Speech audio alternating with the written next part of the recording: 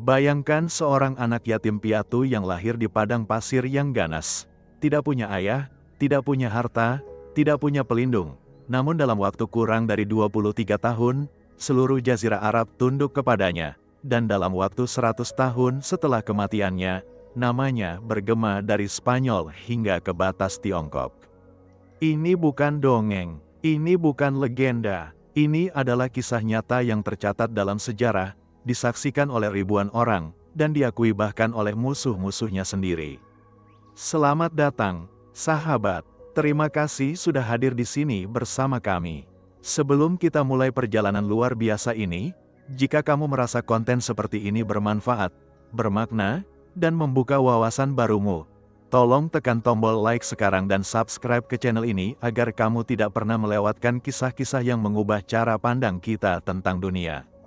Dan sekarang, mari kita masuki kisah yang paling menakjubkan yang pernah dijalani seorang manusia di muka bumi ini.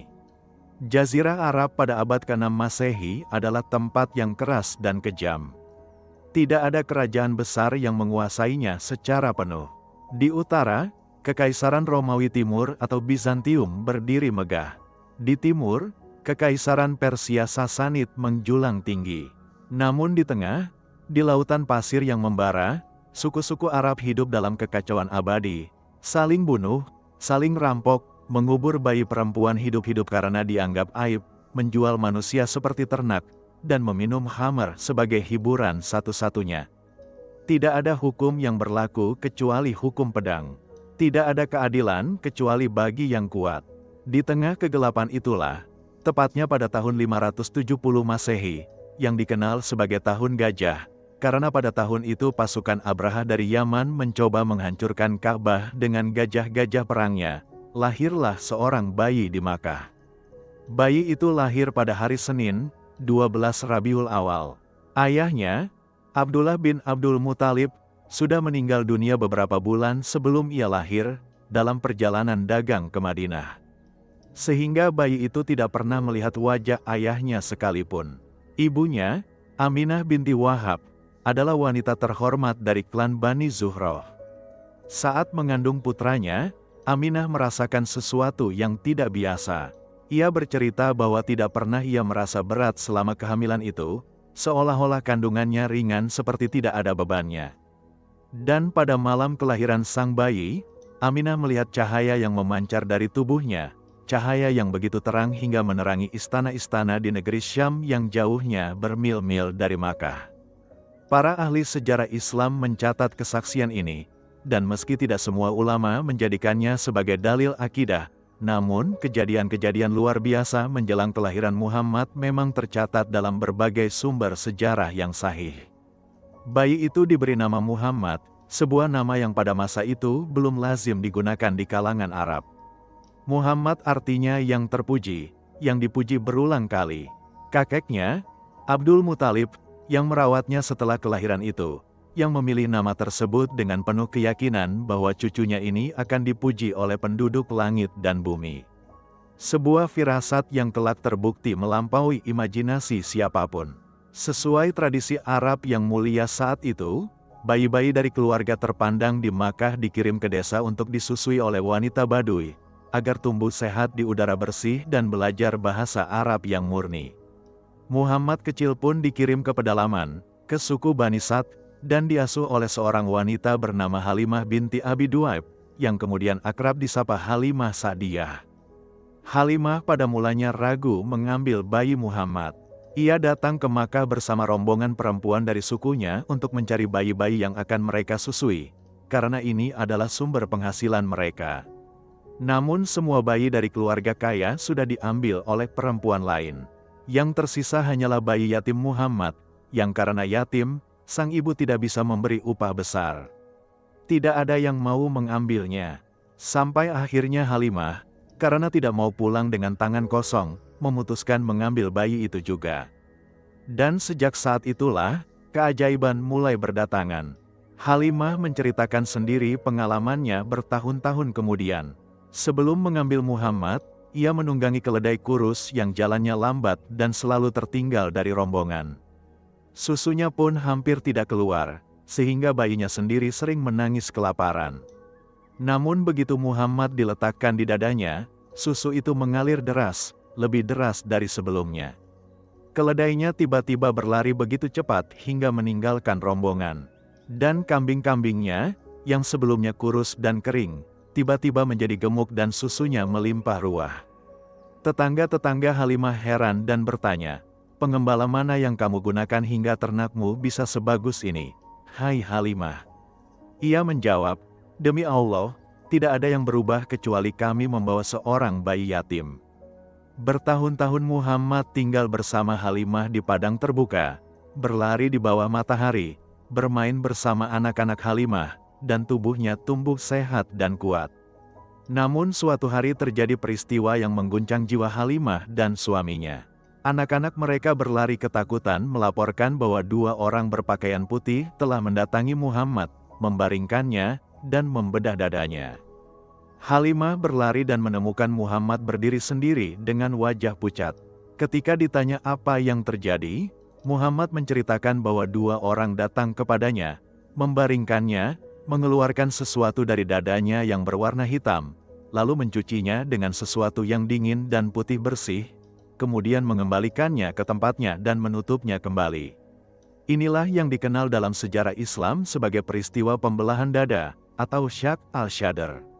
Para ulama menjelaskan bahwa yang dikeluarkan dari dada Muhammad adalah bagian yang dalam ilmu rohani disebut sebagai noda hitam atau hasad, yaitu potensi keburukan yang ada dalam setiap manusia, dan Muhammad dibersihkan darinya sejak kecil. Peristiwa ini bukan yang pertama dan bukan yang terakhir kalinya terjadi. Ini adalah persiapan yang dilakukan oleh Allah untuk seorang manusia yang akan membawa beban paling berat dalam sejarah. Halimah ketakutan dan mengembalikan Muhammad kepada ibunya di Makkah lebih awal dari perjanjian. Aminah menerima putranya dengan penuh kasih. Namun kebahagiaan itu tidak berlangsung lama. Ketika Muhammad berusia 6 tahun, Aminah membawanya ke Madinah untuk mengunjungi keluarga ayahnya. Dalam perjalanan pulang, di sebuah tempat bernama Abwa, Aminah jatuh sakit dan meninggal dunia. Muhammad kecil, yang belum pernah mengenal ayahnya, kini kehilangan ibunya juga. Ummu Aiman, budak perempuan yang setia milik keluarga Abdullah, merawat Muhammad dan membawanya kembali ke Makkah. Kakeknya, Abdul Muthalib, menerima cucunya dengan penuh cinta. Dari semua cucunya, Muhammadlah yang paling disayanginya. Ada satu kisah yang sangat terkenal, bahwa Abdul Muthalib memiliki tempat duduk khusus di samping Ka'bah yang tidak boleh diduduki oleh siapapun, bahkan anak-anaknya sendiri. Namun Muhammad kecil sering duduk di sana, dan ketika paman-paman Hia mencoba mengusirnya, Abdul Muthalib justru marah kepada mereka dan berkata, "Biarkan cucuku ini, demi Allah aku melihat masa depan yang besar padanya." Namun takdir kembali menghantam. 2 tahun setelah kepergian Aminah, ketika Muhammad berusia 8 tahun, Abdul Muthalib juga meninggal dunia. Sebelum wafat, ia menitipkan cucunya kepada anaknya yang paling dicintainya, Abu Talib, saudara kandung Abdullah ayah Muhammad. Abu Talib adalah pria yang mulia dan disegani, namun hidupnya tidak berlebihan secara finansial. Muhammad pun tumbuh dalam asuhan Abu Talib. Ia membantu pamannya bekerja, menggembala kambing, dan belajar tentang kehidupan dari segala sisi. Tidak ada yang menyangka bahwa anak yatim piatu yang menggembala kambing di bukit-bukit sekitar Makkah ini suatu hari akan mengubah wajah dunia. Para ulama mencatat sebuah hal yang menarik tentang masa muda Muhammad, bahwa sejak kecil ia tidak pernah menyembah berhala, tidak pernah memakan daging sembelihan yang dipersembahkan kepada patung, tidak pernah menghadiri pesta yang penuh kemungkaran, dan tidak pernah berbohong sekalipun. Di tengah masyarakat yang terbiasa dengan segala bentuk keburukan itu, sikap Muhammad sangat menonjol dan aneh di mata banyak orang. Ketika Muhammad berusia sekitar 9 atau 10 tahun, Abu Talib mengajaknya dalam perjalanan dagang ke Syam. Dan di sanalah terjadi pertemuan yang sangat terkenal dalam sejarah. Di kota Basra di wilayah Syam, ada seorang pendeta Nasrani tua bernama Bahira. Ia tinggal di biara kecilnya dan memiliki pengetahuan yang sangat dalam tentang kitab-kitab kuno. Selama bertahun-tahun, Setiap kafilah dagang yang lewat tidak pernah ia pedulikan. Namun kali ini ia melihat sesuatu yang berbeda. Ketika rombongan Abu Talib tiba, Bahira melihat ada awan yang bergerak mengikuti rombongan itu, selalu memayungi satu orang tertentu di antara mereka. Bahira langsung mengundang seluruh rombongan untuk makan malam, sesuatu yang belum pernah ia lakukan sebelumnya. Ia mengamati setiap orang satu persatu, namun tidak menemukan ciri-ciri yang ia cari. Ia bertanya kepada rombongan, apakah ada yang tidak ikut makan? Mereka menjawab, ada seorang anak kecil yang kami tinggal menjaga barang. Bahira meminta anak itu dibawa. Begitu Muhammad duduk di hadapannya, Bahira melihat dengan seksama. Ia mengamati tanda di antara dua bahu Muhammad. Sebuah tanda berbentuk bulat kecil seperti stempel, yang dalam kitab-kitab kuno yang ia pelajari disebut sebagai Khatam An-Nubuwah, tanda kenabian. Bahira menatap Abu Talib dan berkata dengan serius, kembalilah ke negerimu dan jagalah anak ini baik-baik. Demi Allah, jika orang-orang Yahudi melihat apa yang aku lihat, mereka akan membunuhnya. Sungguh masa depan yang besar menanti anak ini. Abu Talib mempersingkat perjalanannya dan segera membawa Muhammad pulang ke Makkah. Tahun-tahun berlalu, Muhammad tumbuh menjadi pemuda yang luar biasa. Di Makkah yang penuh dengan pedagang, penipu, dan orang-orang yang mengumbar sumpah demi keuntungan, Muhammad dikenal dengan dua gelar yang sangat langka, Al-Amin, yang artinya orang yang dapat dipercaya, dan As-Siddiq, yang artinya orang yang selalu jujur. Gelar ini bukan diberikan oleh keluarganya atau orang-orang yang suka kepadanya. Gelar ini diberikan oleh masyarakat Makkah secara umum, termasuk oleh orang-orang yang nantinya akan menjadi musuh beratnya. Para pedagang yang tidak bisa pergi ke pasar sering menitipkan barang dagangan mereka kepada Muhammad. Orang-orang yang bertengkar dan bersengketa sering meminta Muhammad menjadi penengah, dan keputusannya selalu diterima oleh kedua belah pihak karena semua orang tahu ia tidak akan berlaku curang.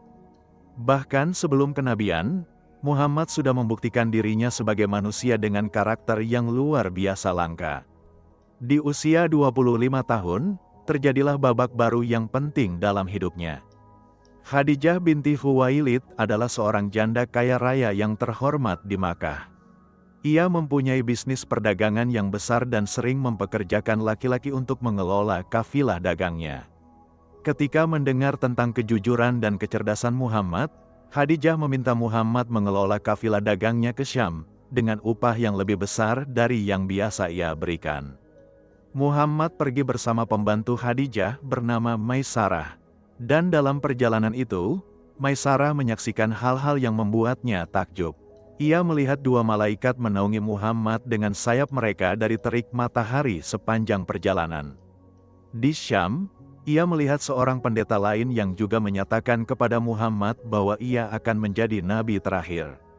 Dan dalam bisnis, keuntungan yang diraih dalam perjalanan itu jauh lebih besar dari biasanya. Maisarah melaporkan semuanya kepada Khadijah. Dan Khadijah, wanita yang cerdas dan berjiwa besar itu, tergerak hatinya kepada Muhammad bukan hanya karena bisnis, tetapi karena sesuatu yang lebih dalam. Ia meminta sahabatnya, Nafisah binti Munya, untuk mendekati Muhammad dan menanyakan apakah ia bersedia menikah dengan Khadijah. Muhammad menyampaikan hal ini kepada pamannya, dan singkat cerita, pernikahan pun terjadi. Khadijah saat itu berusia 40 tahun dan Muhammad 25 tahun. Pernikahan ini menjadi fondasi yang sangat kokoh dalam kehidupan Muhammad. Khadijah bukan sekadar istri, ia adalah sahabat, pelindung, pemberi semangat, dan orang pertama yang percaya kepadanya ketika seluruh dunia meragukan. Dan selama Khadijah masih hidup, selama 25 tahun pernikahan mereka, Muhammad tidak pernah menikah dengan wanita lain. Kecintaan Muhammad kepada Khadijah begitu dalam dan bertahan sepanjang hidupnya, bahkan setelah Khadijah meninggal dunia bertahun-tahun kemudian. Dari Khadijah, Muhammad memiliki 6 anak, 2 putra, Al-Qasim dan Abdullah, keduanya meninggal saat masih kecil. Dan 4 putri, Zainab, Ruqayyah, Ummu Kulsum, dan Fatimah, yang paling bungsu dan paling dicintai oleh Muhammad dari semua anak-anaknya. Kehidupan Muhammad berjalan dengan damai. Namun ada kegelisahan yang terus tumbuh dalam dirinya. Ia melihat masyarakat di sekelilingnya, manusia-manusia yang menyembah batu, mengorbankan anak-anak mereka kepada berhala, menindas yang lemah, dan hidup tanpa panduan moral yang benar.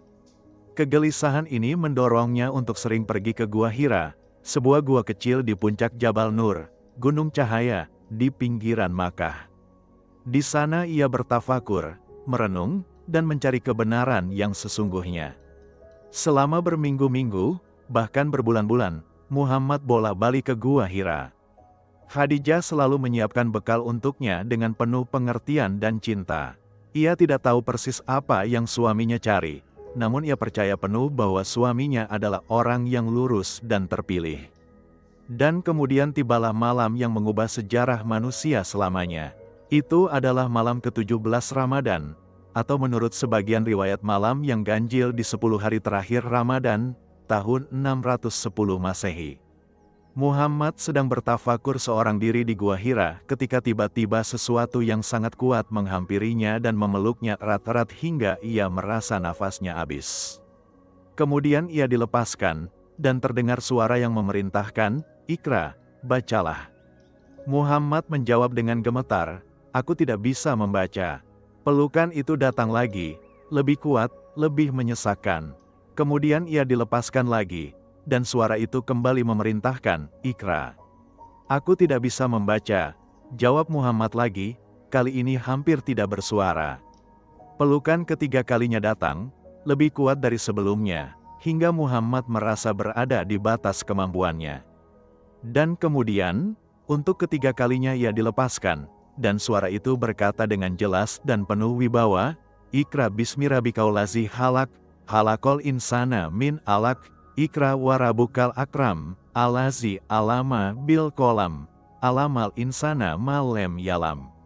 Bacalah dengan menyebut nama Tuhanmu yang menciptakan.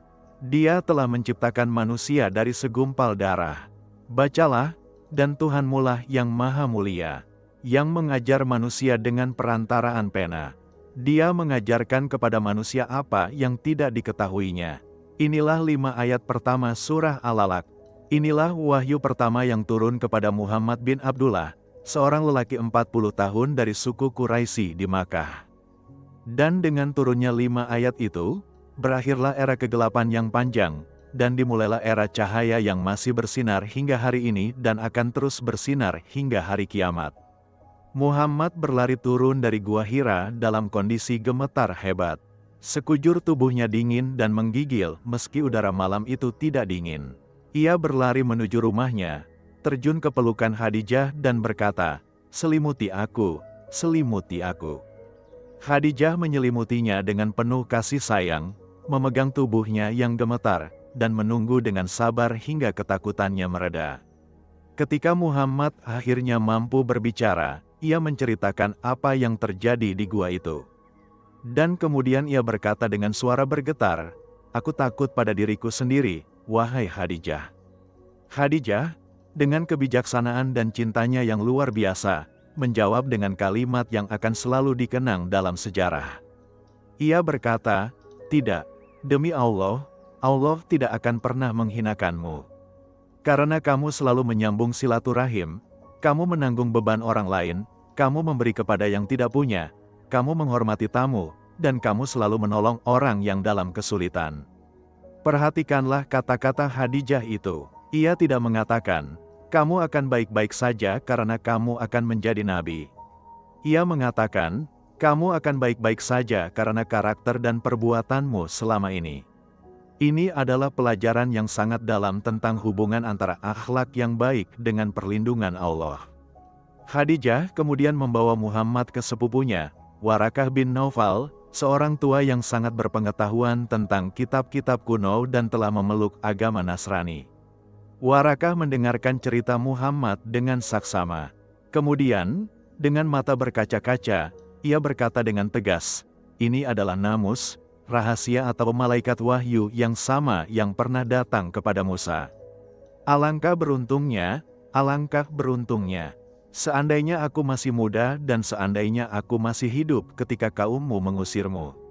Muhammad terkejut, apakah mereka akan mengusirku? Warakah menjawab, iya, tidak seorang pun yang pernah datang dengan apa yang kamu bawa kecuali ia dimusuhi. Seandainya aku masih hidup di hari itu, aku akan membelamu dengan sungguh-sungguh. Beberapa waktu setelah itu, Waraka bin Naufal meninggal dunia.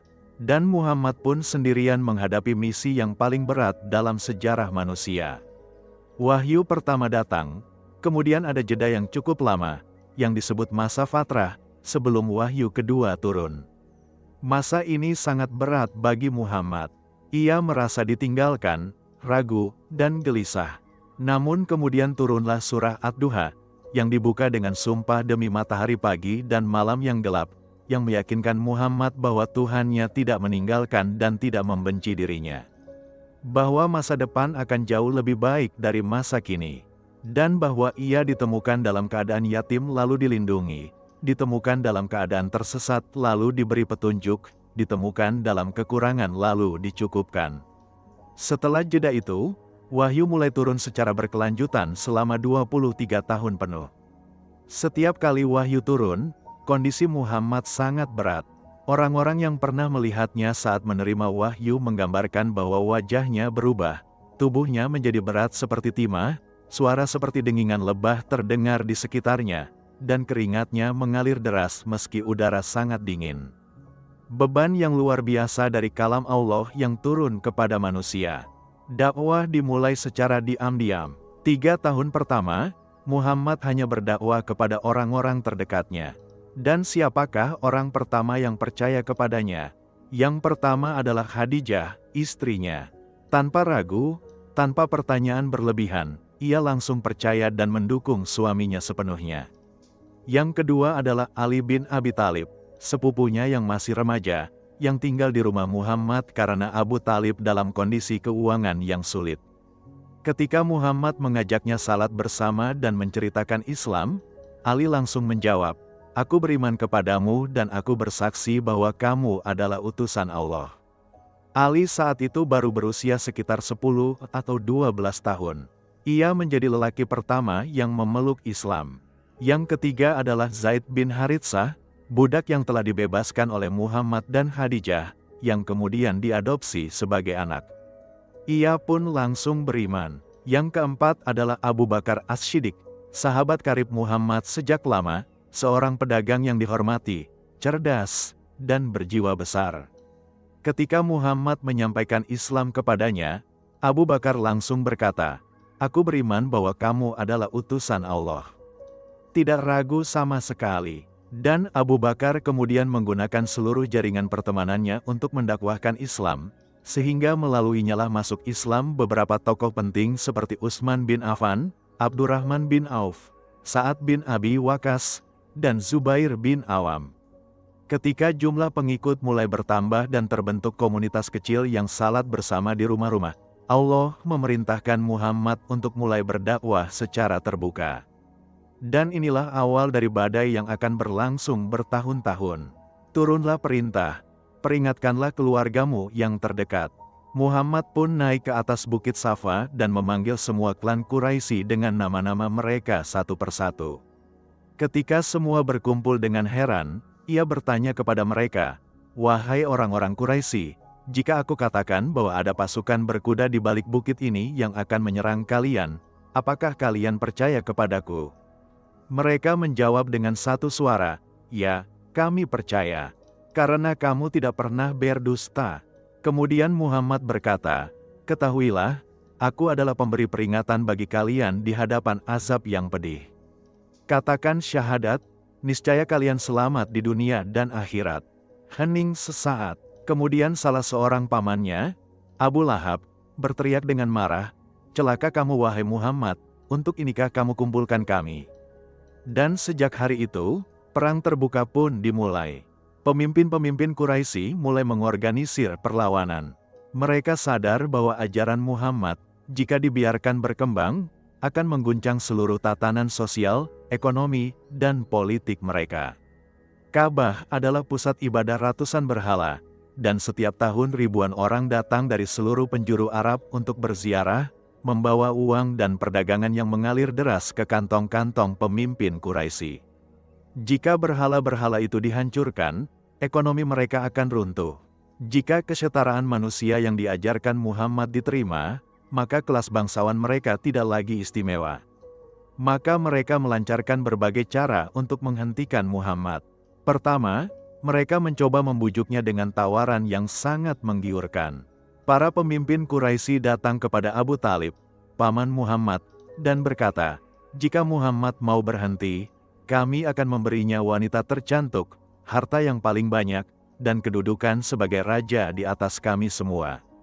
Abu Talib menyampaikan tawaran ini kepada Muhammad. Dan jawaban Muhammad adalah kalimat yang mengguncang jiwa siapapun yang mendengarnya. Ia berkata kepada pamannya, "Wahai paman, demi Allah, seandainya mereka meletakkan matahari di tangan kananku dan bulan di tangan kiriku agar aku meninggalkan urusan ini, aku tidak akan meninggalkannya sampai Allah memenangkannya atau aku mati dalam memperjuangkannya." Kemudian Muhammad berdiri dan berjalan pergi. Abu Talib memanggilnya kembali dan berkata dengan mata berkaca-kaca, "Pergilah wahai anak saudaraku, katakanlah apa yang ingin kamu katakan. Demi Allah, aku tidak akan pernah menyerahkanmu kepada mereka selama-lamanya." Ketika bujukan gagal, mereka beralih ke cara-cara yang lebih kejam. Para pengikut Muhammad dari kalangan budak dan orang-orang lemah menjadi sasaran pertama penyiksaan. Dan disinilah kita menemukan kisah-kisah keberanian yang merobek hati.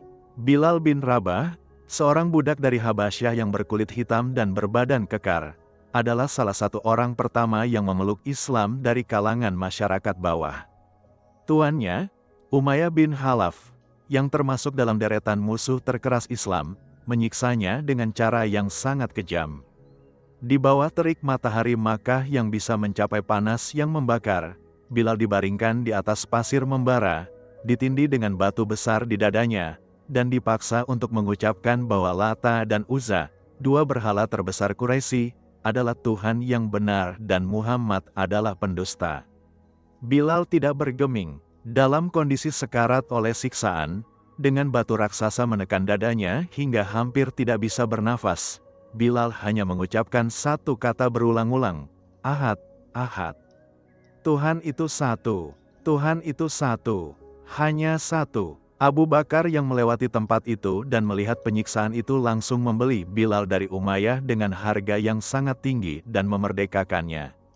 Bilal yang dibebaskan itu kelak menjadi muazin pertama dalam sejarah Islam, dengan suaranya yang merdu menggema dari menara memanggil umat manusia untuk salat. Keluarga Yasir adalah kisah lain yang tidak kalah mengharukan.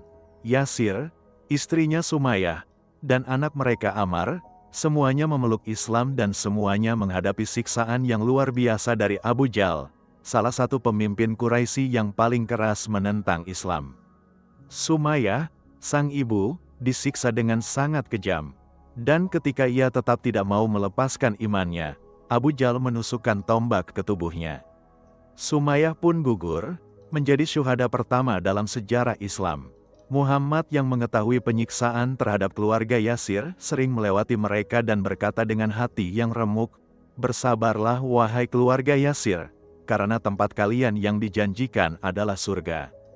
Para pengikut Muhammad yang punya pelindung atau punya status sosial mengalami tekanan yang berbeda, berupa pengucilan sosial, cemoohan, ancaman, dan boikot ekonomi. Muhammad sendiri dilindungi oleh wibawa pamannya Abu Talib, sehingga tidak disiksa secara fisik secara langsung. Namun berbagai gangguan terus datang. Kotoran dilemparkan ke depan pintu rumahnya. Isi perut unta dilemparkan ke kepalanya saat ia salat di samping Ka'bah. Tanah dilemparkan ke wajahnya saat ia berjalan di jalan-jalan Makkah. Dan setiap kali Muhammad mengalami perlakuan buruk itu, ia kembali ke rumah dan Khadijah selalu ada untuk menenangkan, menghibur, dan menguatkannya. Karena tekanan yang semakin berat, Muhammad mengizinkan sebagian pengikutnya untuk berhijrah ke negeri Habasyah, ke kerajaan yang dipimpin oleh seorang raja Nasrani yang adil bernama Asyama bin Abjar, atau dikenal juga sebagai An-Najasyi. Sekitar 80 orang lebih berangkat ke Habasyah dalam 2 gelombang. Quraisy mengirim utusan untuk meminta An-Najasyi mengusir mereka kembali.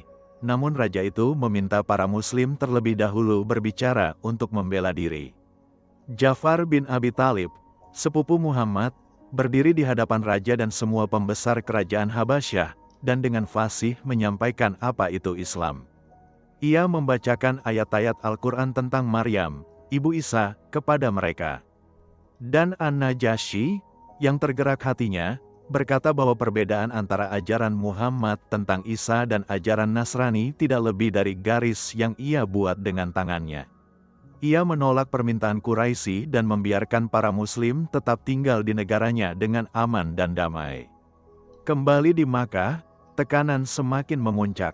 Quraisy mengumumkan boikot total terhadap seluruh klan Bani Hashim, keluarga besar Muhammad. Boikot itu dituliskan di atas lembaran kulit dan digantungkan di dalam Ka'bah sebagai perjanjian resmi. Isinya menyatakan bahwa tidak ada seorang pun yang boleh berjual beli, menikah, atau melakukan hubungan sosial apapun dengan Bani Hashim sampai mereka menyerahkan Muhammad kepada Quraisy.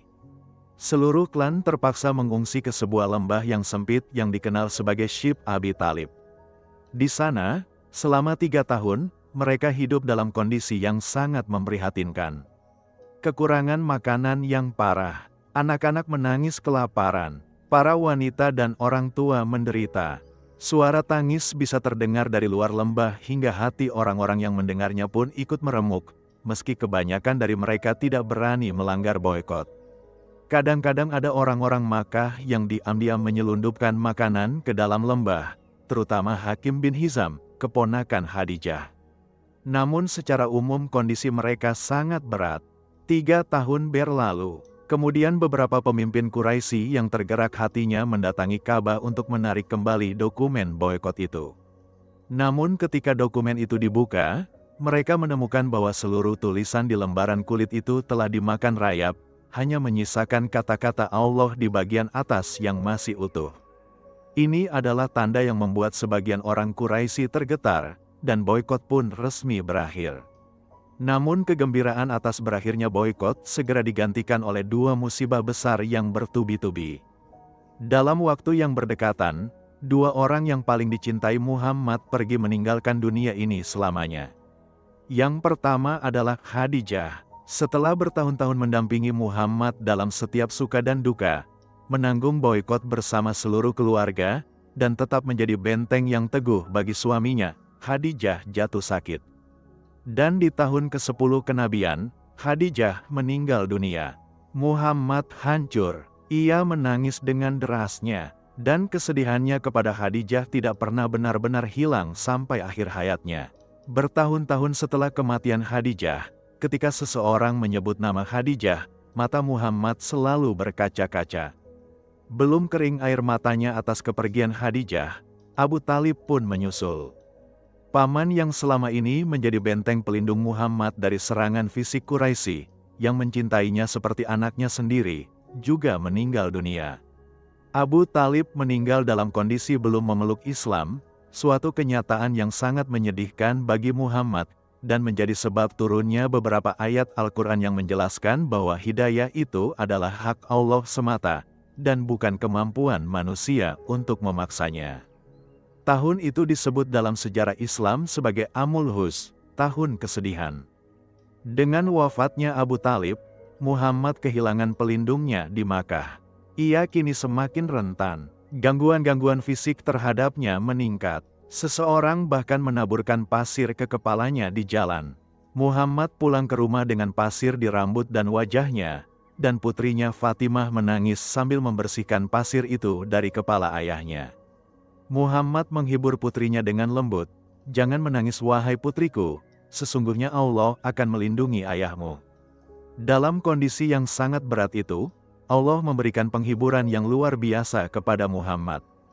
Suatu malam, terjadilah peristiwa yang akan selamanya menjadi salah satu keajaiban terbesar dalam sejarah kenabian, sebuah perjalanan yang melampaui batas ruang dan waktu yang kita kenal.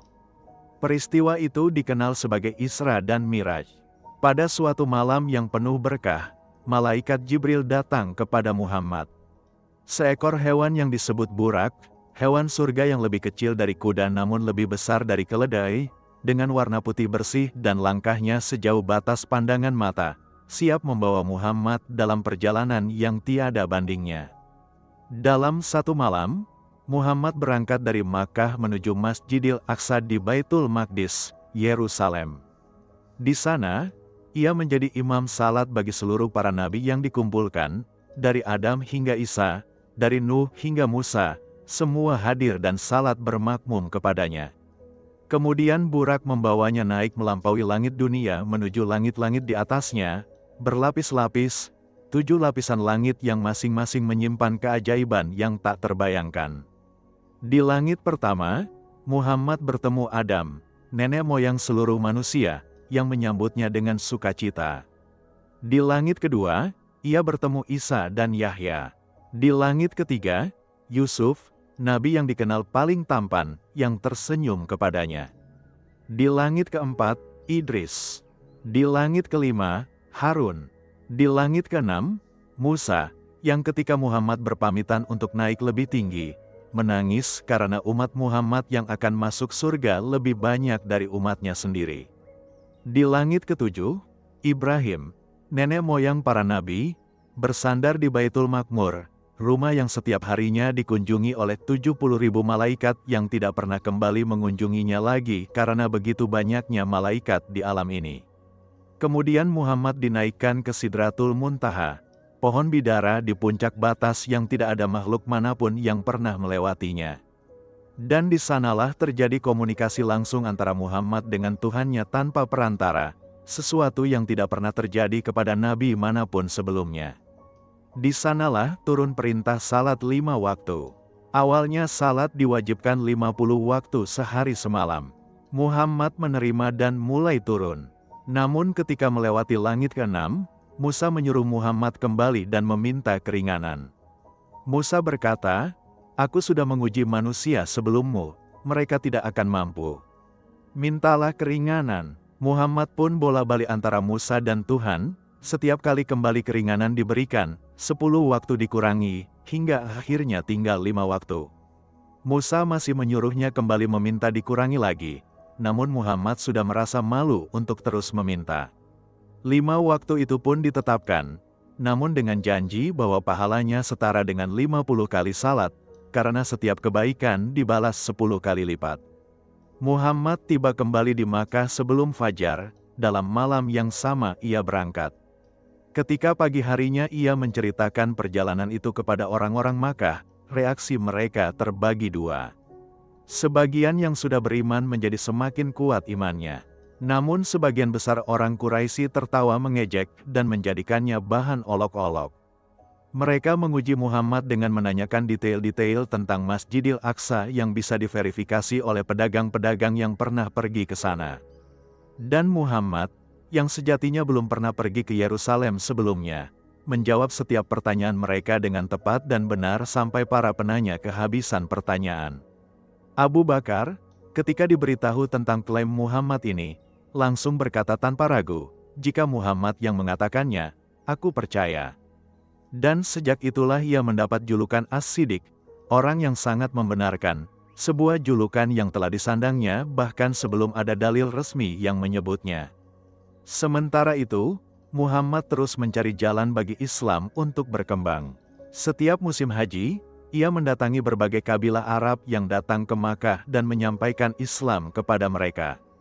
Bertahun-tahun ia melakukan ini, ditolak, diejek, bahkan pernah dilempari batu hingga kakinya berdarah ketika ia pergi berdakwah ke Taif. Kisah Taif adalah salah satu momen paling menyentuh dalam sejarah kenabian. Setelah kehilangan Khadijah dan Abu Talib, Muhammad pergi ke Taif, kota di pegunungan yang lebih sejuk, berharap suku Sakif yang berkuasa di sana akan menerima Islam dan memberinya perlindungan. Namun pemimpin-pemimpin Sakif menolaknya dengan kasar dan bahkan menghasut anak-anak dan orang-orang tak berakal mereka untuk mengejek dan melempari Muhammad dengan batu. Muhammad berlari sambil dilempari batu, hingga kakinya berdarah dan sandalnya penuh darah.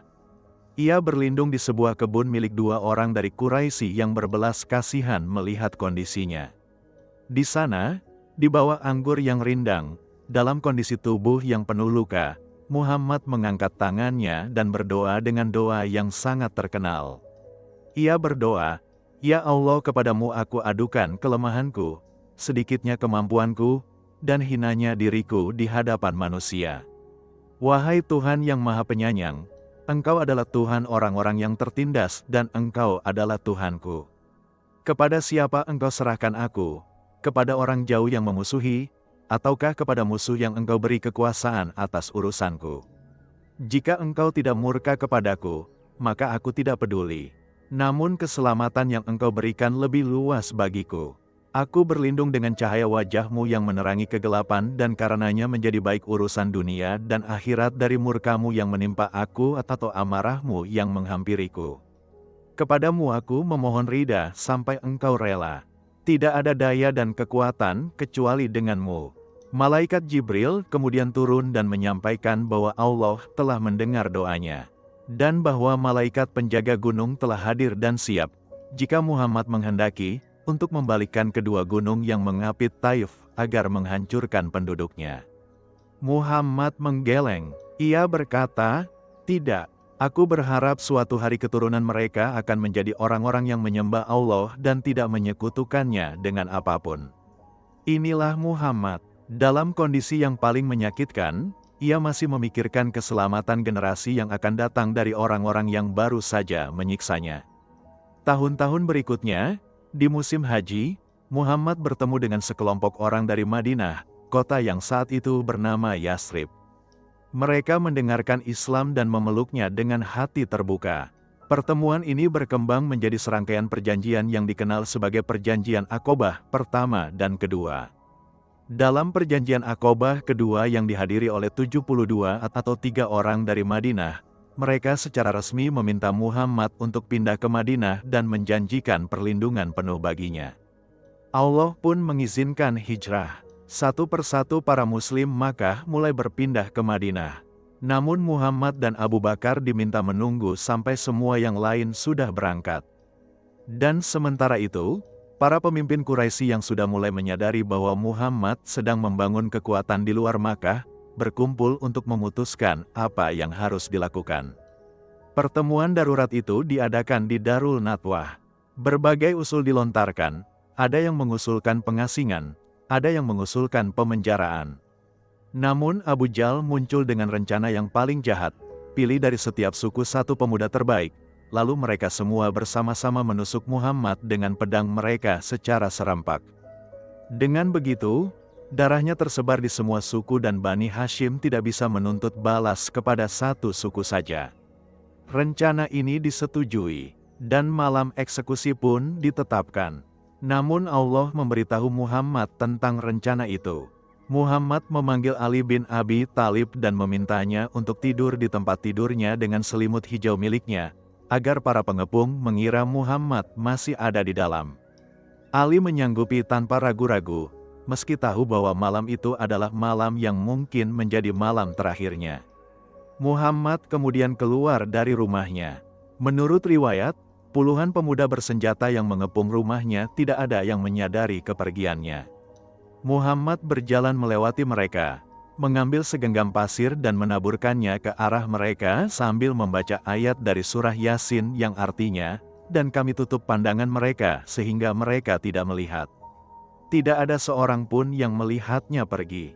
Muhammad menemui Abu Bakar dan keduanya bersembunyi di Gua Sur, sebuah gua di arah selatan Makkah, selama 3 hari. Quraisy mengirim pasukan pencari ke segala arah. Mereka bahkan mendatangi mulut Gua Sur. Abu Bakar menggigil ketakutan dan berbisik kepada Muhammad, "Wahai Rasulullah, jika salah seorang dari mereka melihat ke arah kaki mereka, mereka akan melihat kita." Muhammad menjawab dengan tenang, "Wahai Abu Bakar, jangan takut. Sesungguhnya Allah bersama kita, dan memang Allah bersama mereka." Menurut riwayat yang sangat masyhur, seekor laba-laba telah menutup mulut gua itu dengan sarangnya, dan sepasang merpati bersarang di depan gua itu dan tampak sedang mengerami telurnya. Para pengejar jejak Quraisy menyimpulkan bahwa tidak mungkin seseorang masuk ke dalam gua itu tanpa merusak sarang laba-laba dan mengusir burung itu. Mereka pun berlalu. Setelah 3 hari, Muhammad dan Abu Bakar keluar dan melanjutkan perjalanan ke Madinah. Dalam perjalanan itu, seorang pencari bayaran bernama Surakah bin Malik mengejar mereka dengan kuda, berharap mendapatkan hadiah besar yang dijanjikan Quraisy bagi siapapun yang dapat menangkap Muhammad hidup atau mati. Surakah mendekat, namun berkali-kali kudanya tersungkur ke tanah seolah ada kekuatan yang menghentikannya. Setelah 3 kali hal itu terjadi, Surakah sadar bahwa ada sesuatu yang bukan kebetulan sedang terjadi. Ia berhenti mengejar dan justru meminta perlindungan dari Muhammad. Muhammad yang berkeras dikejar untuk dibunuh itu justru mengeluarkan secarik jaminan keamanan untuk Surakah, jaminan tertulis yang dibuat di atas kulit atau lembaran. Dan Muhammad mengucapkan sebuah kalimat yang membuat Surakah terdiam keheranan. Bagaimana rasanya wahai Surakah jika kamu memakai gelang-gelang Kisra? Kisra adalah gelar raja-raja Persia yang merupakan imperium terkuat di dunia saat itu. Surakah tercengang, apakah mungkin Raja Persia akan kalah oleh orang yang kini melarikan diri dari kampung halamannya? Namun bertahun-tahun kemudian, ketika Umar bin Khattab menjadi khalifah dan pasukan Islam mengalahkan Persia, gelang-gelang Kisra yang merupakan simbol kekuasaan tertinggi Persia itu dibawa ke Madinah. Umar memanggil Surakah dan dengan tangannya sendiri memakaikan gelang-gelang kerajaan Persia itu kepada si pengejar bekas itu, sambil berkata, "Segala puji bagi Allah yang mengambilnya dari Kisra dan memberikannya kepada Surakah sang Badui." Nubuat Muhammad di jalan pelarian itu terbukti dengan sempurna. Ketika Muhammad tiba di Madinah, sambutan yang ia terima adalah salah satu pemandangan paling mengharukan dalam sejarah. Seluruh penduduk Madinah, laki-laki, perempuan, anak-anak, tua, muda, semua keluar menyambut kedatangannya. Para gadis berdiri di atas rumah-rumah bernyanyi dengan syair Tala'al Badru Alaina, telah terbit purnama di atas kita, dari celah bukit-bukit Saniyah. Kata-kata itu merujuk kepada Muhammad yang bagi mereka telah datang seperti cahaya purnama yang dinantikan di tengah kegelapan. Di Madinah, Muhammad tidak hanya menjadi pemimpin agama, tetapi juga pemimpin negara. Ia menyusun Piagam Madinah, sebuah dokumen yang oleh banyak sejarawan modern dianggap sebagai salah satu konstitusi tertulis pertama dalam sejarah manusia. Piagam itu mengatur hubungan antara berbagai komunitas di Madinah, kaum Muslim, kaum Yahudi, dan suku-suku Arab lainnya, dengan prinsip kebebasan beragama, kewajiban bersama dalam membela kota, dan perlindungan bagi yang lemah.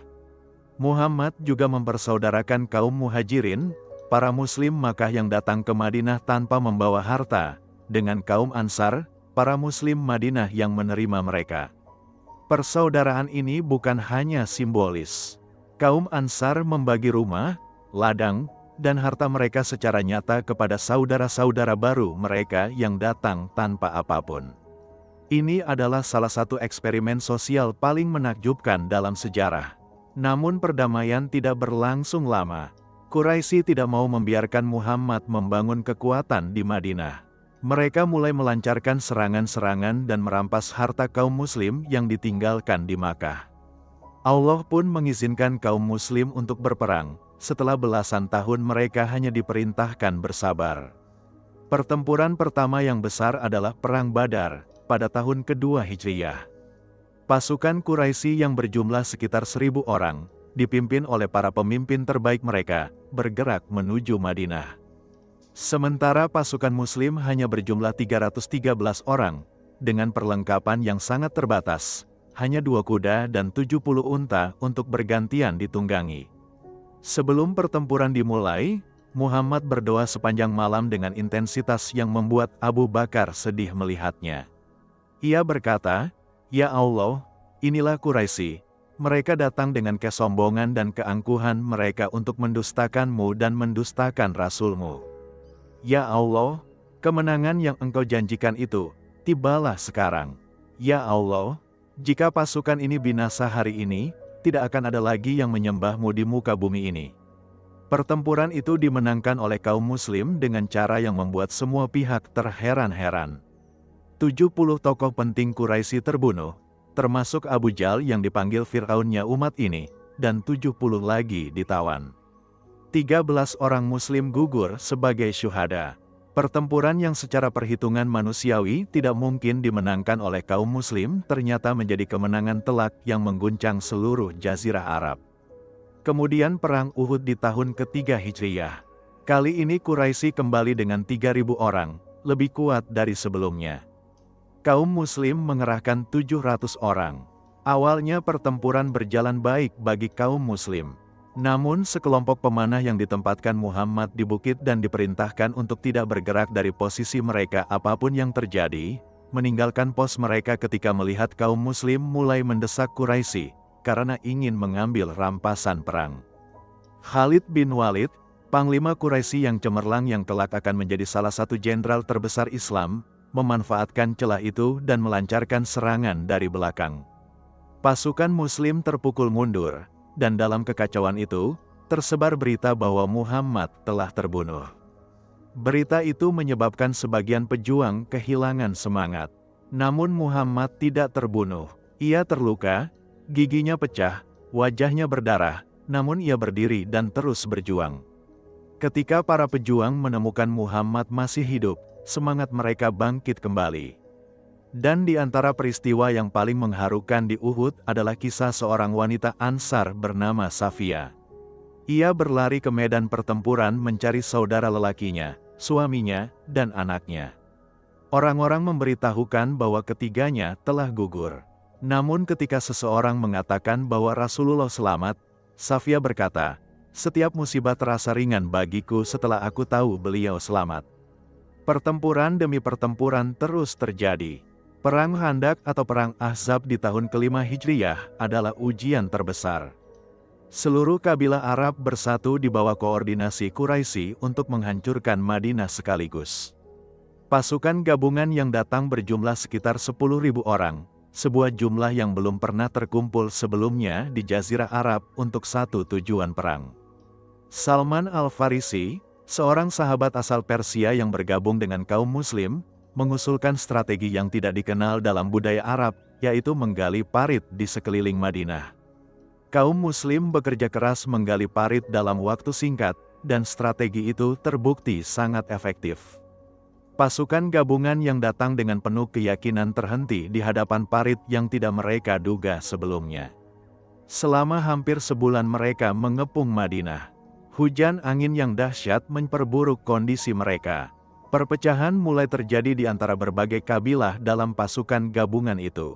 Dan akhirnya, satu persatu mereka meninggalkan pengepungan dan pulang ke daerah asal mereka masing-masing. Tidak ada pertempuran besar yang terjadi. Strategi parit telah berhasil. Setelah Perang Khandaq, Muhammad menyatakan sebuah kalimat yang sangat penting. Sekarang kita yang menyerang mereka, mereka tidak akan lagi menyerang kita. Artinya, inisiatif telah berpindah tangan. Islam tidak lagi bertahan, Islam mulai melangkah maju.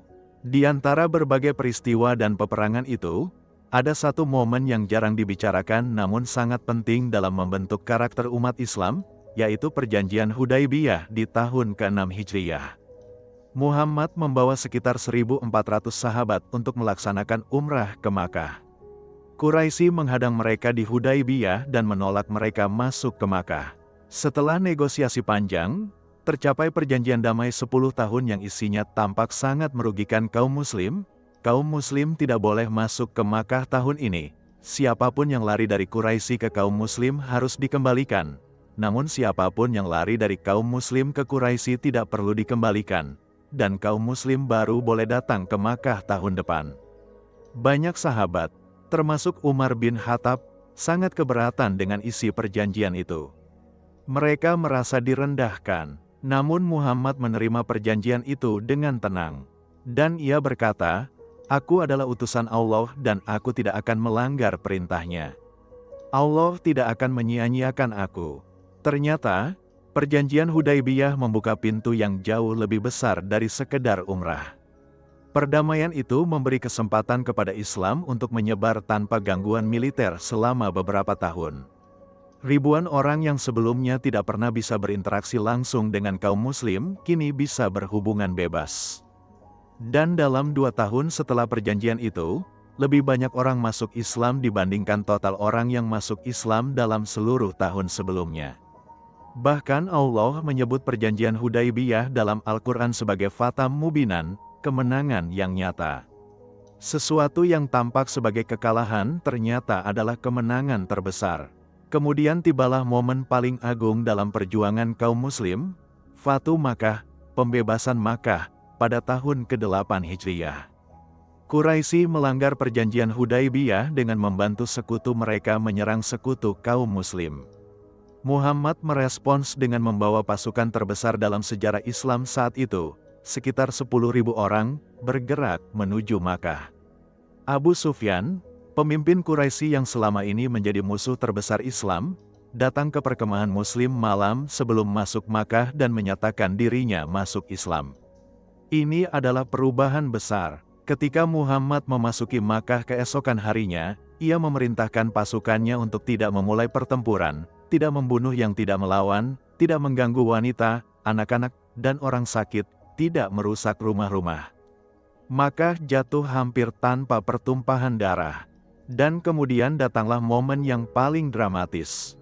Muhammad berdiri di depan Ka'bah, dikelilingi oleh ribuan orang Quraisy yang selama 20 tahun lebih telah menyiksa, membunuh, mengusir, dan memerangi kaum muslim. Orang-orang yang telah membunuh Sumayyah, yang telah menyiksa Bilal, yang telah mengubur bayi-bayi perempuan hidup-hidup, yang telah memboikot keluarga Muhammad selama 3 tahun, kini berdiri di hadapan Muhammad dengan kekalahan total. Muhammad bertanya kepada mereka, "Apa yang kalian kira akan aku lakukan kepada kalian?" Mereka menjawab dengan berharap, "Saudara yang mulia dan anak dari saudara yang mulia." Muhammad berkata, "Pergilah kalian semua bebas. Tidak ada eksekusi massal, tidak ada perampasan harta, tidak ada pembalasan dendam, tidak ada perbudakan." Amnesti umum yang diberikan Muhammad kepada kota yang selama bertahun-tahun telah menjadi sumber segala penderitaannya itu adalah salah satu tindakan paling mulia yang pernah dilakukan seorang pemimpin dalam sejarah manusia. Napoleon kalah dari Helena. Caesar mengeksekusi lawannya. Genghis Khan meluluhlantakkan kota-kota yang melawan. Namun Muhammad, di puncak kemenangan absolutnya, memilih pengampunan. Dan Makkah pun menyerahkan hatinya kepada Islam. Setelah Fatu Makkah, gelombang orang masuk Islam dari seluruh penjuru Arabia semakin deras. Delegasi-delegasi dari berbagai kabilah datang silih berganti ke Madinah untuk menyatakan keislaman mereka. Tahun itu dikenal sebagai Amul Wufud, tahun delegasi-delegasi. Muhammad mengutus para sahabat ke berbagai wilayah sebagai guru agama dan administrator. Muaz bin Jabal dikirim ke Yaman. Ali bin Abi Thalib juga ke Yaman. Khalid bin Walid, yang dulunya musuh terbesar Islam dan kini telah masuk Islam, dikirim ke berbagai misi penting. Di antara hal-hal yang paling menakjubkan tentang Muhammad adalah kemampuannya untuk memimpin berbagai jenis orang sekaligus. Para ulama, ahli hukum, pejuang, pedagang, orang miskin, budak yang baru merdeka, bangsawan yang meninggalkan kemewahannya demi iman, semua berkumpul dalam satu komunitas dan satu kepemimpinan. Dan masing-masing merasa dihargai, diperhatikan, dan dicintai oleh Muhammad secara personal.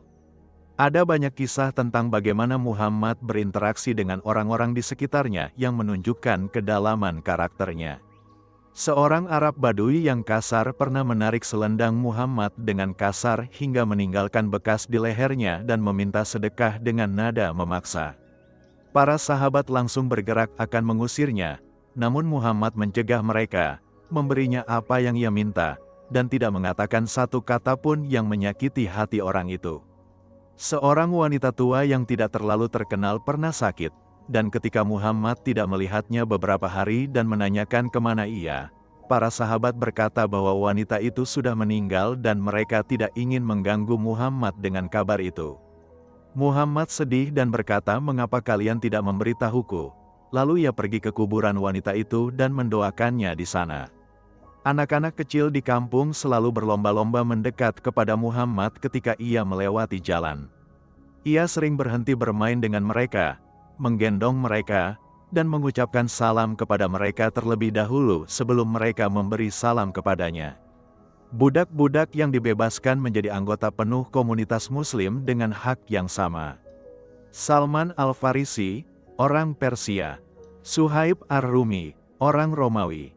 Bilal, orang Habasyah. Mereka semua adalah sahabat dekat yang disebut Muhammad sebagai penghuni surga. Dalam satu komunitas kecil di Madinah, telah terwujud apa yang ratusan tahun kemudian baru dicita-citakan oleh Deklarasi Hak Asasi Manusia di berbagai negara di dunia. Muhammad juga sangat memperhatikan hak-hak perempuan di saat perempuan diperlakukan seperti barang di hampir seluruh dunia. Ia melarang pernikahan paksa. Ia memberikan hak waris kepada perempuan ketika hukum warisan tradisional Arab sama sekali tidak mengakui hak perempuan. Ia menegaskan bahwa ridha wanita adalah syarat sah pernikahan. Ia menyatakan bahwa surga ada di bawah telapak kaki ibu. Dan dalam khotbah terakhirnya, salah satu pesan yang paling ia tekankan adalah, berwasiatilah kebaikan kepada kaum perempuan. Di tahun ke-10 Hijriyah, Muhammad melaksanakan Haji Wada, haji perpisahan.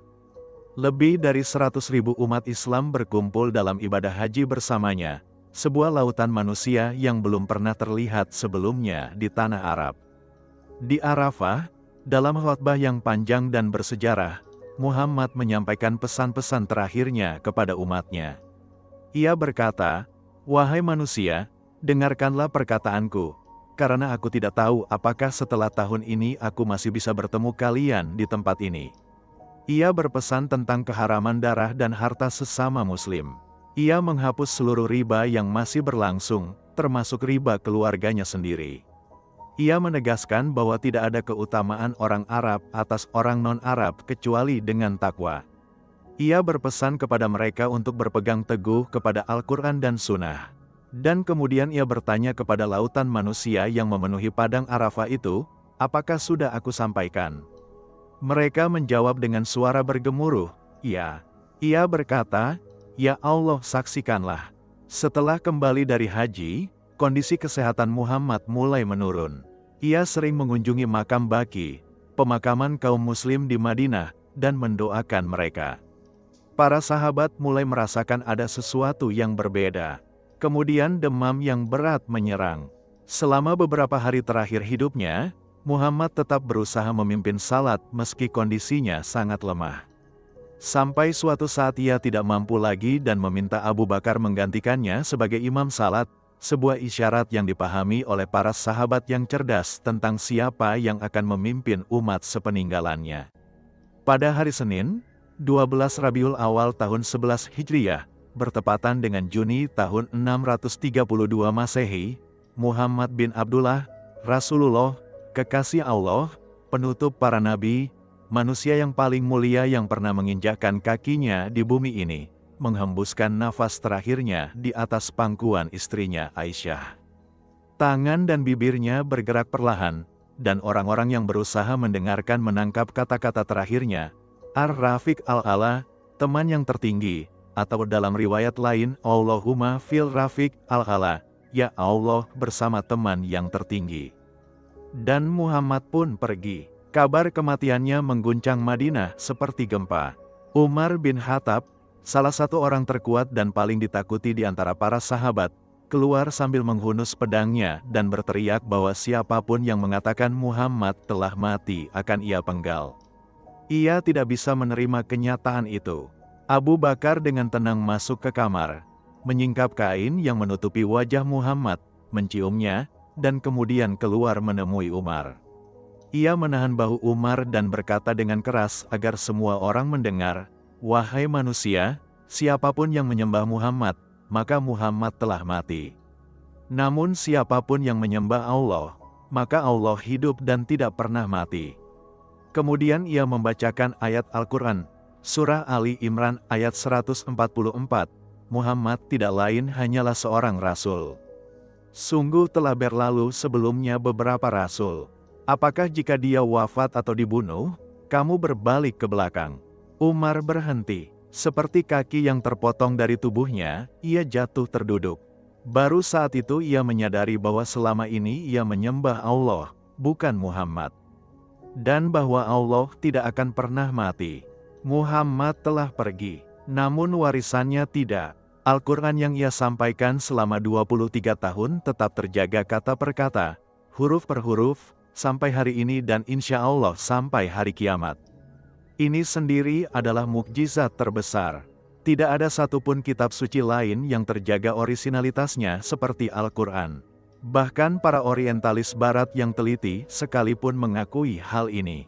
Dalam 100 tahun setelah kematiannya, ajaran yang dibawa Muhammad telah menyebar ke wilayah yang membentang dari Spanyol di barat hingga India di timur, dari Rusia di utara hingga Sudan di selatan, menggantikan dua imperium terbesar dunia, Romawi Timur dan Persia Sasanid.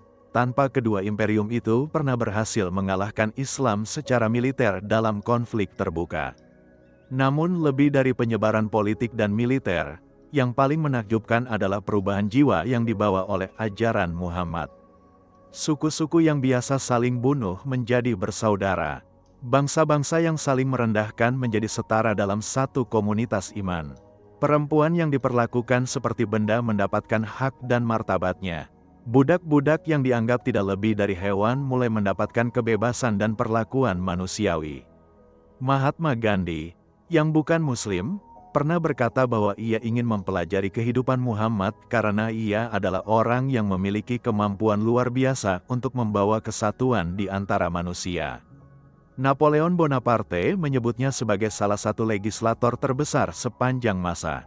Michael Hart, sejarawan Amerika, menempatkan Muhammad di nomor 1 dalam bukunya The 100, yaitu 100 tokoh paling berpengaruh dalam sejarah manusia. Bukan karena agama mereka, tetapi karena dampak nyata yang ditinggalkan dalam peradaban manusia.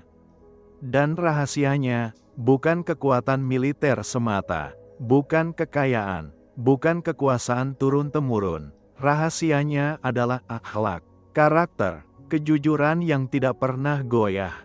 Kasih sayang yang melampaui batas suku, ras, dan status sosial.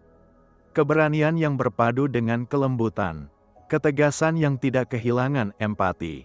Muhammad pernah berkata, "Sesungguhnya aku diutus untuk menyempurnakan akhlak yang mulia. Bukan untuk mendirikan kerajaan, bukan untuk mengumpulkan harta, bukan untuk mendapatkan kekuasaan, tapi untuk menyempurnakan akhlak." Dan itulah yang ia lakukan. Ia mengambil sebuah masyarakat yang tenggelam dalam kegelapan moral paling dalam dan mengangkatnya ke puncak peradaban dalam kurun waktu yang oleh ukuran sejarah manapun adalah sangat singkat, kurang dari 1/4 abad. Ada mukjizat-mukjizat Muhammad yang jarang diceritakan, yang tersimpan dalam kitab-kitab hadits dan sirah, yang jarang sampai ke telinga banyak orang. Misalnya, di Perang Badar, air tidak tersedia di lokasi perkemahan Muslim. Dalam satu malam, hujan turun deras khusus di sisi Muslim, mengisi tempat air mereka, membuat tanah di bawah mereka menjadi keras dan mudah untuk berjalan, sementara di sisi Quraisy yang lebih dekat ke sumber air, tanah justru menjadi berlumpur dan mempersulit pergerakan mereka. Mukjizat lain yang sangat terkenal adalah peristiwa air yang memancar dari sela-sela jari Muhammad ketika para sahabat sangat kehausan dalam suatu perjalanan dan hanya ada satu wadah air kecil. Muhammad memasukkan tangannya ke dalam wadah itu dan air memancar dari sela-sela jarinya, cukup untuk seluruh rombongan yang terdiri dari ratusan orang untuk minum dan berwudu. Ini disaksikan oleh banyak orang dan tercatat dalam hadits yang sangat sahih. Atau kisah makanan yang tidak habis-habis di pesta pernikahan Zainab yang dihadiri oleh ratusan orang namun hanya disediakan makanan yang cukup untuk beberapa orang, dan makanan itu terus cukup untuk semua tamu yang datang silih berganti sampai pesta berakhir. Atau pohon kurma yang berbuah di luar musimnya ketika seorang wanita yang menjadi tawanan Islam menangisi anaknya yang tertinggal di Makkah, dan Muhammad mendoakannya dan memberinya tanda bahwa ia akan menemukan anaknya kembali dengan selamat. Atau unta yang berlutut di hadapan Muhammad di tengah pasar Madinah dan mengeluarkan suara seperti mengadu.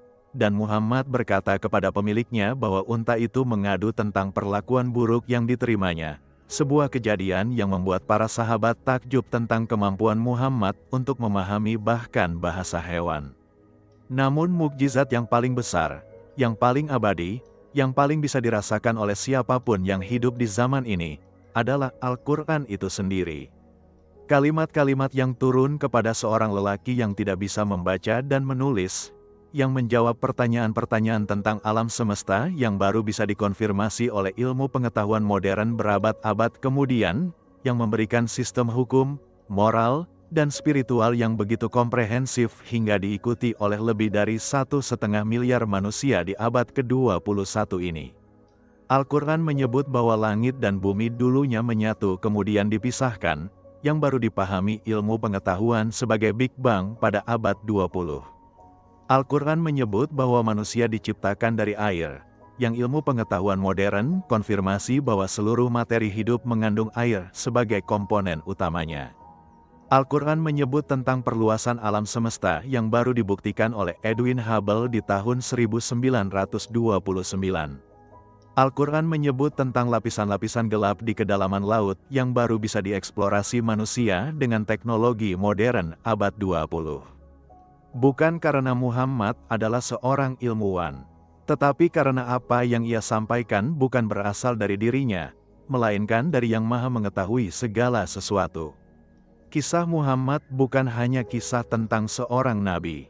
Ini adalah kisah tentang kemungkinan-kemungkinan yang luar biasa dari jiwa manusia ketika ia terhubung dengan penciptanya. Ini adalah kisah bahwa kelemahan bisa menjadi kekuatan, bahwa kesendirian bisa menjadi kemenangan, bahwa kekalahan bisa menjadi awal dari kemenangan yang lebih besar, dan bahwa akhlak yang baik adalah senjata yang lebih ampuh dari pedang manapun. Muhammad lahir sebagai anak yatim di padang pasir. Ia tidak pernah menikmati kemewahan para raja.